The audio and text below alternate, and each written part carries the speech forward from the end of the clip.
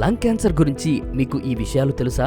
Lung cancer అనేది ఎక్కువగా లంగ్స్కు గాలిని తీసుకువెళ్లే బ్రాంకస్ లైనింగ్ దగ్గర స్టార్ట్ అవుతుంది. అయితే కొన్నిసార్లు ట్రేకియా, బ్రాంకియోల్స్, అల్వియోలై లాంటి లంగ్స్ అంతర్భాగాలలో కూడా రావచ్చు. లంగ్ క్యాన్సర్లో small cell, non small cell lung cancer అని 2 రకాలు ఉంటాయి. అయితే వీటిలో small cell lung cancer cells చూడటానికి ఓట్స్లా ఉండి చాలా వేగంగా శరీరంలో ఇతర భాగాలకు వ్యాపిస్తాయి. ఇక నాన్ సెల్ లంగ్ క్యాన్సర్లో 3 రకాలు ఉంటాయి.